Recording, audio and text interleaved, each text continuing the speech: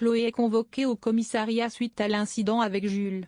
Elle n'a qu'une seule crainte, se voir refuser la garde de sa fille. Luna, qui tient compagnie à son amie, lui conseille de balancer Jules. Mais pour Chloé, impossible de trahir l'étudiant. Quelques heures plus tard, Zoé est interrogée par Morgane. Chloé est sur le point d'avouer toute la vérité, quand soudain, elle s'aperçoit que Jules et Morgane sont en couple. Chloé refuse donc de dénouer ne sort le. Une fois l'interrogatoire terminé, elle se rend à la résidence Idance Massalia afin de régler ses comptes avec Jules. Le jeune homme tombe des nues en découvrant que Chloé a été convoquée, par sa faute, par la police. Il lui promet de résoudre la situation. Zoé peine à cacher sa colère.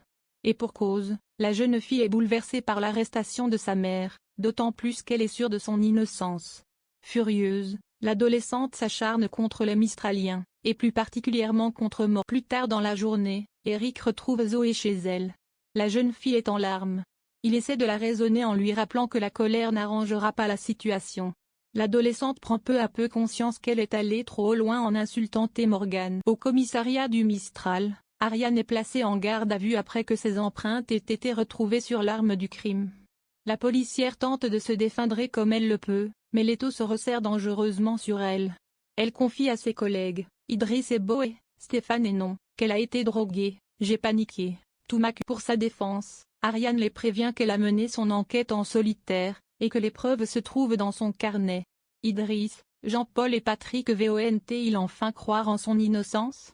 Soudain, Patrick reçoit un appel du juge lui ordonnant l'arrestation provisoire. Plus tard, Boé est en pleine réflexion, comment Ariane aurait-elle pu assassiner Adurieux?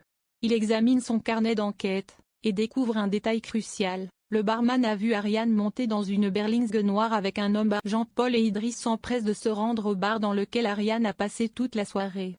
En arrivant, ils découvrent le patron derrière le comptoir, une balle dans le crâne. Pour Jean-Paul et Idriss, ça ressemble à un suicide. Finalement, en analysant le cadavre du barman, les policiers en viennent à la même conclusion. Ariane avait raison, on fait tout pour la piéger en essayant de lui coller le meurtre de Durieux sur le dos. Pour ce faire, une personne efface toutes les traces pour éviter qu'on ne remonte. Boé se rend aussitôt à la prison de Marseille pour recueillir un nouveau témoignage d'Ariane. Il souhaite savoir si elle se souvient d'un détail concernant l'homme baraqué.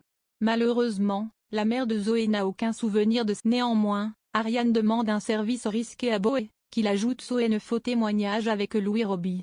Va-t-il accepter de la couvrir?